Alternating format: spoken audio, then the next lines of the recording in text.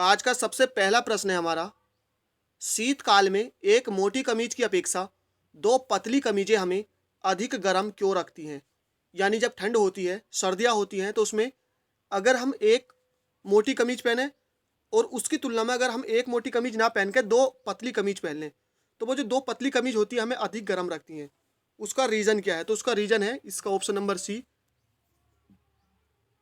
क्या होता है कि दो कमीजों के बीच की जो वायु की परत होती है वो रोधी माध्यम के रूप में कार्य करती है। यानी जब हम दो कमीज पहनते थे उसके बीच में जो थोड़ा सा स्पेस रहता है और उसके बीच में जो हवा होती है वो क्या एक रोधी परत का कार्य करती है, जिसके कारण ऊष्मा बाहर नहीं जाने पाती है।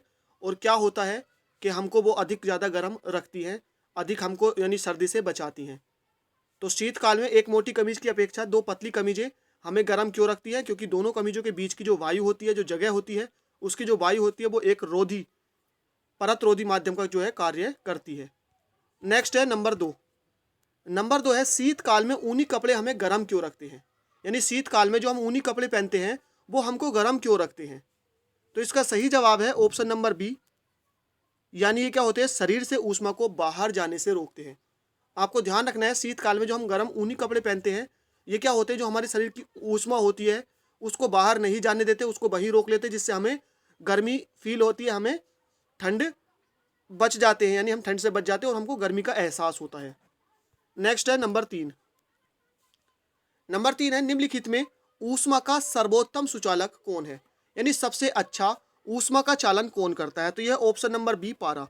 यानी पारा ऊष्मा का सबसे अच्छा सुचालक है। नेक्स्ट है नंबर चार। प्रिज्म से गुजरने पर प्रकाश का कौन सा रंग सबसे अधिक विचलन दर्शाता है? यानी सबसे ज्यादा विचलन दर्शाता है। तो इसका सही जवाब है ऑप्शन नंबर सी बैंगनी। ध्यान रखना है आपको, बैंगनी रंग की जो तरंग दैर्घ्य होती है वो सबसे कम होती है। बैंगनी रंग की तरंग दैर्घ्य सबसे कम, इसलिए विचलन सबसे ज्यादा दिखाता है। और लाल रंग की क्या होती है, सबसे अधिक होती है तरंग दैर्घ्य। नेक्स्ट है नंबर फाइव। ल्यूमेन किसका मात्रक है? ल्यूमेन, तो ल्यूमेन मात्रक है option number A Jyoti flux का। यानी ल्यूमेन किसका मात्रक होता है? ज्योति फ्लक्स का। नंबर सिक्स है श्वेत प्रकाश में कितने रंगों का मिश्रण होता है? यानी अगर एक सफेद प्रकाश की किरण है तो उसमें कितने रंगों का मिश्रण होता है, ये आपको ध्यान रखना है। तो ये होता है ऑप्शन नंबर डी, यानी कि 7 रंगों का। 7 रंग कौन कौन से होते हैं आपको ध्यान रखना है, जो प्रिज्म में होते हैं बिब ग्योर। बिब ग्योर यानी violet, indigo, blue, green, yellow, orange और रेड। इसलिए मैंने आपको पिछले क्वेश्चन में बताया था कि जो विचलन होता है सबसे ज्यादा किसका होता है? वायलेट का होता है। और ध्यान रखना जैसे जैसे अभी बढ़ते जाते हैं इधर से क्या होता है, इनका जो प्रकीर्णन है कम होता जाता है और जो तरंग दैर्घ्य वो क्या होती है, बढ़ती चली जाती है। नेक्स्ट है क्वेश्चन नंबर सिक्स। प्रकाशीय फाइबर किस सिद्धांत पर कार्य करता है? प्रकाशीय फाइबर किस सिद्धांत पर कार्य करता है? तो ये करता है पूर्ण आंतरिक परावर्तन के सिद्धांत पर। पूर्ण आंतरिक परावर्तन के सिद्धांत पर। नंबर एट है एक अंतरिक्ष यात्री को आकाश कैसा दिखाई देता है?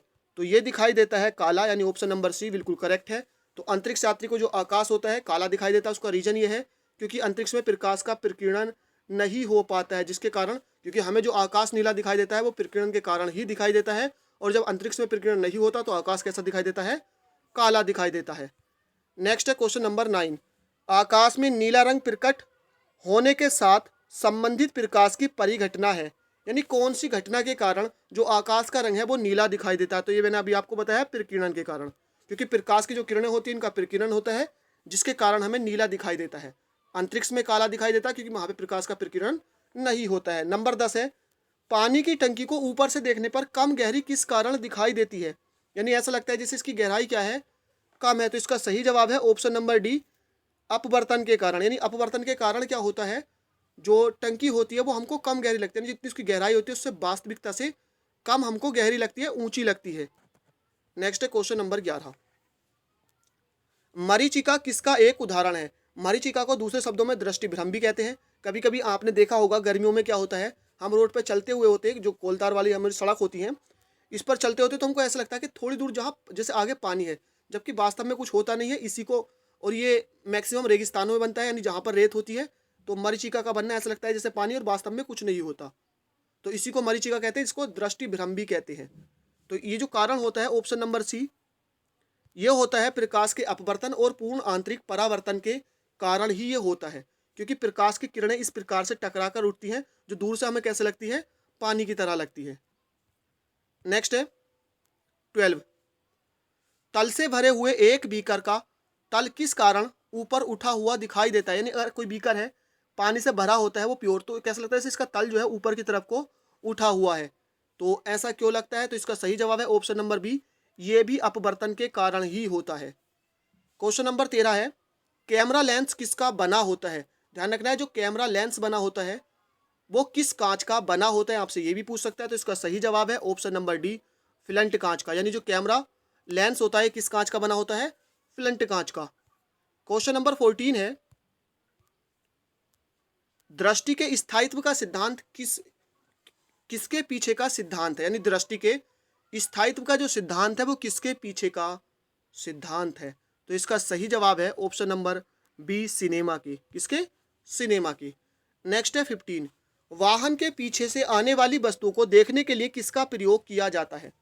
यानी हम कह सकते हैं कि जो हमारी गाड़ी होती है, जो हमारी मोटर बाइक होती है, उसका जो साइड मिरर होता है ये क्या होता है। तो आपको ध्यान रखना है, जो गाड़ियों की साइड में लगा होता है जिसे साइड मिरर भी कहते हैं, ये क्या होता है? उत्तल दर्पण होता है, अवतल नहीं होता है। आपको देखिए यहाँ पर उत्तल लेंस भी दिया है और यहाँ पर जो इसका सही जवाब होगा वो होगा उत्तल दर्पण। ध्यान रखना है, उत्तल दर्पण।